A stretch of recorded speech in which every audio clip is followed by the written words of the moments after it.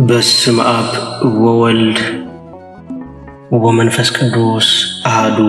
አምላክ አሜን። ንገባሪ ሰናያት መሐርና አምላኽ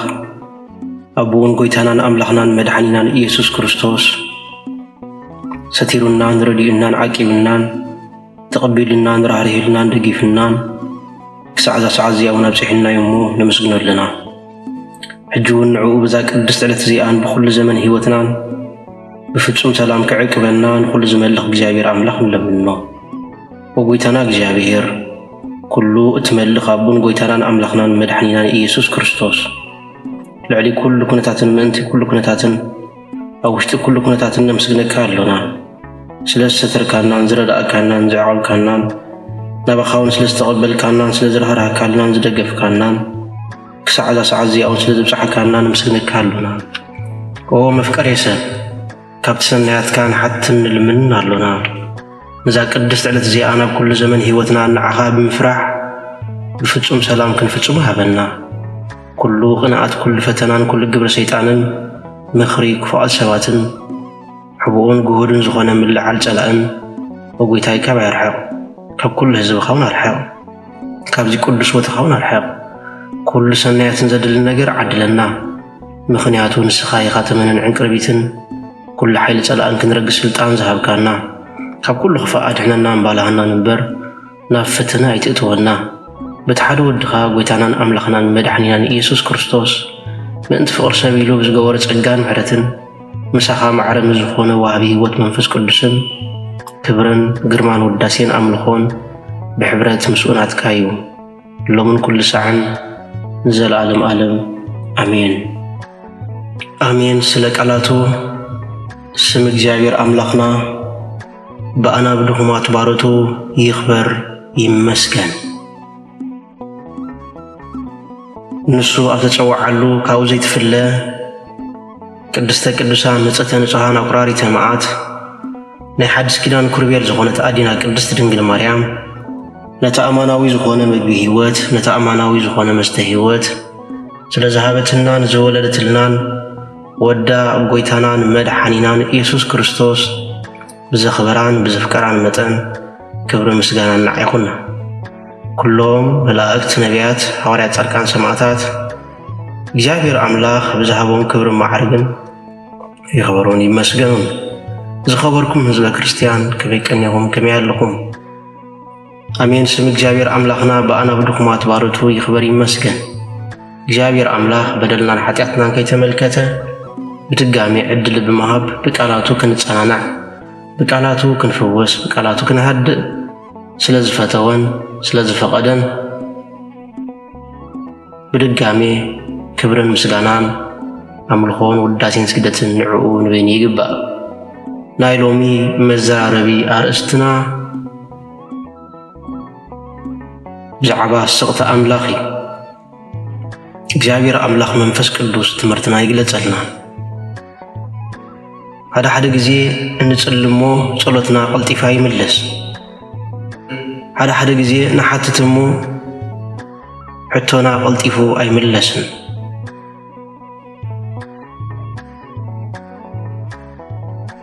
ንጎሆ ንጽሊ ምሸት ንጽሊ ብለይቲ ንጽሊ ሓገዝ ንሓትት ነገር ግን ዝቕየር ነገር የለን። ንነፍስና እውን ሓታ ኣምላኽ ዳ ኣብያ ኣሎ ጸሎቴ ዳ መዓሲ ዝስማዕ ስለምንታይ ከእግዚአብሔር አምላኽ ስቕ ዝብል ብምባል ድማ ንሓትት።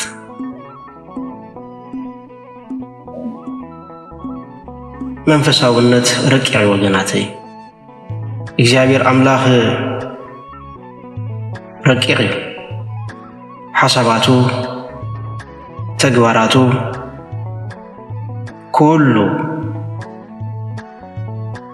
መለኮታዊ ስርሑ ኣዝዩ ካብ ሓሳብናን ካብ ድልየትናን ካብ ናትና ፍቓድን ዝተፈለየ እዩ። ስለዚ ሓደ ጊዜ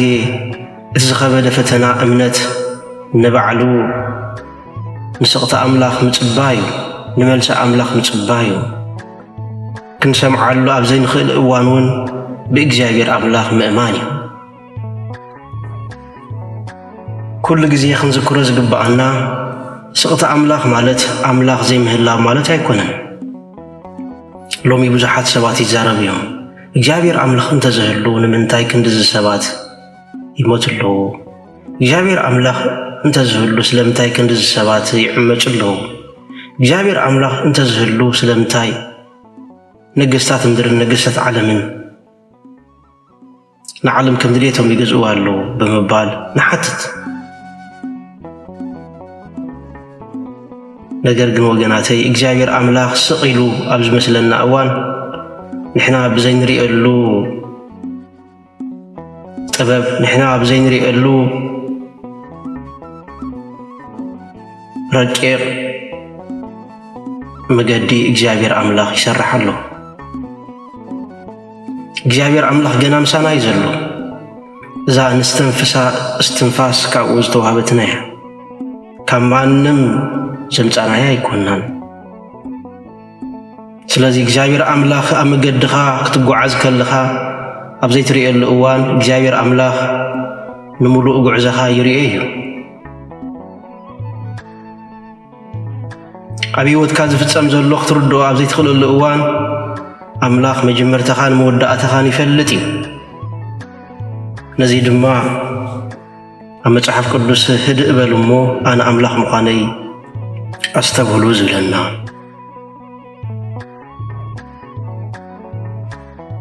ሓደ ጊዜ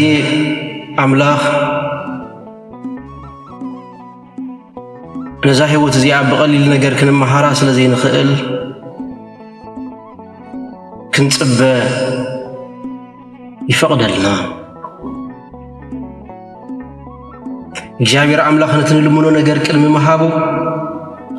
ልብና ክቕይሮ ይደሊ ንዓና ክቕይረና ይደሊ ምክንያቱ እግዚአብሔር አምላኽ እንታይ ከም ዘድልየና ይፈልጥ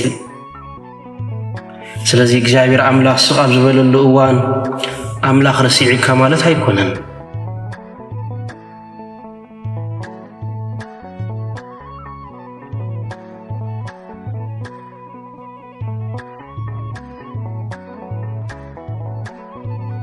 ከምቲ ፀሓይ ብደመና ተሸፊና ምብራቕ ዘይተቋረጽ ምዕራብ ዘይተቋረጽ እግዚአብሔር አምላኽ ውን ከምኡ ይሰርሕ ዘሎ ብተመሳሳሊ መገዲ እግዚአብሔር አምላኽ ስቕ ክብል እንከሎ ንዓኻ ምሕላያ ይቋረጸን ሓደ ግዜ ትመልሲ እወ ክኸውን ይኽእል እዩ ሓደ ግዜ ትመልሲ ጽንሕ ክኸውን ይኽእል እዩ ሓደ ግዜ ድማ እቲ መልሲ ኣይፋልን ክኸውን ይኽእል እዩ ሎሚ ጥበብ አምላኽ ስራሕ አምላኽ ዘይክርዳእና ይኽእል እዩ ሓደ መዓልቲ ግና ንድሕሪት ተመሊስና ክንሪኦን ከለና እግዚአብሔር አምላኽ ትኽክል ከም ዝነበረ ኣብ ስርሑ ከም ዘይጋገ እግዚአብሔር አምላኽ ኩሉ ዝፈቕዶ ንሰናይ ከም ዝኾነ ክንኣምን ኢና እግዚአብሔር አምላኽ ስለምንታይ ነቲ ዘለመንክዎ ዘይሃበኒ እግዚአብሔር አምላኽ ስለምንታይ ነቲ ዝደለኽዎ ዘይሃበኒ ብምባል ኣብ ንሓተሉ እዋን ነገር ግን ሽዑ ክርዳእና እዩ እግዚአብሔር አምላኽ ስለምንታይ ነቲ ዝለመንክዎ ዘይሃበኒ ሎሚ ተረዲእኒ እንብለሉ እዋን ክመጽእ እዩ እምነት እናተጸበኻያ ትፍተን ዝኾነ ሰብ ኩሉ ነገር ብጽቡቕ ክኸይድ ከሎ አምላኽ ከኣምኖ ይኽእል እዩ ሓቀኛ እምነት ግና ህይወት ኣሸጋሪት ምስ ኮነ እዩ ዝርአ ገንዘብካ ምስ ጠፍአ ዝናኻ ምስ ጠፍአ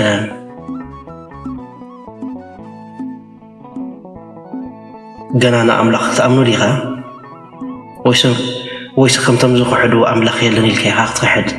ወይስ ከምቶም ሃይማኖት ዝቕይሩ ሃይማኖት ኢኻ ክትቕይር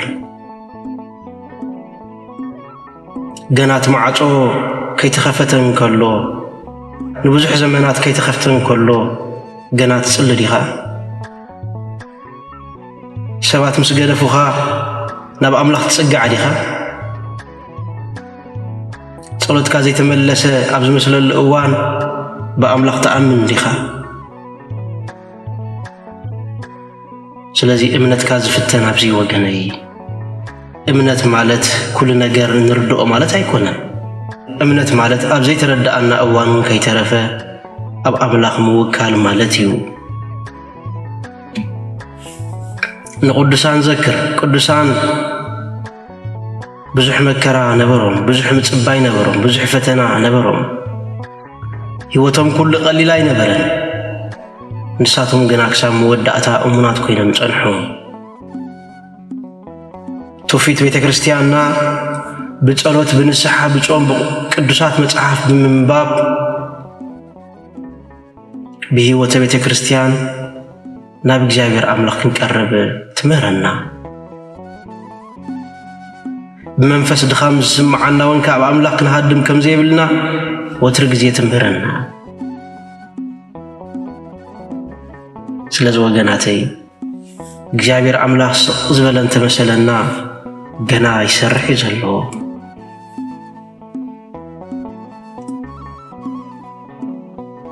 ስለዚ ኣብ ዘይተረዳእካ እዋን ከይተረፈ በአምላክ እመን ኣብ አምላክ ተወከል አምላክ ንብዙሕ ነገር የዳልወካ ኣሎ ሓደ ግዜ እግዚአብሔር አምላክ ንኹነታትና ክቅይሮ ንልምኖ አምላክ ግና መጀመርታ ንዓና ክቅይረና ይደልየና አምላክ ግና መጀመርታ ንሕና ክንቅየር ይደሊ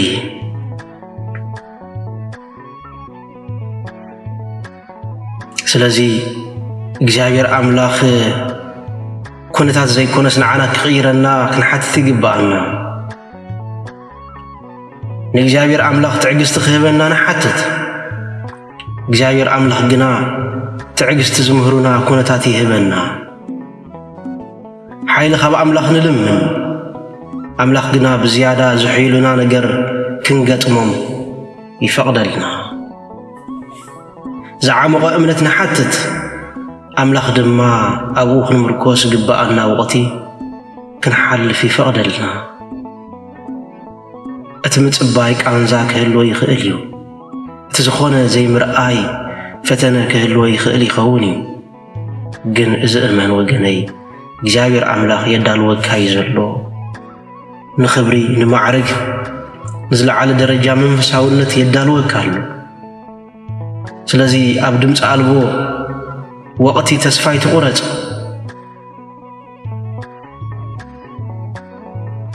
ኣብ ሰዓት ዝውናብ ዝኸበደ እዋን ኣብ ዝኸፈአ ኩነታት ምን እንተሃለና በእግዚአብሔር አምላክ ፈጺምና ተስፋ ክንቆርጽ አይግባአና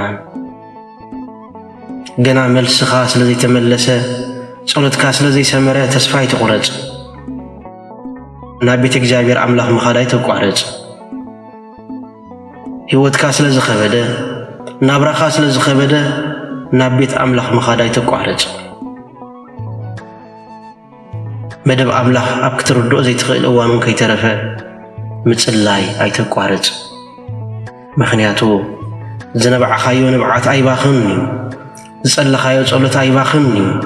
ቃል ስኻና አምላክ ዘይረአይ ኣይኮነን ጸሎትካ ቀጽል ንስሓኻ ቀጽል يغرم بالك قصل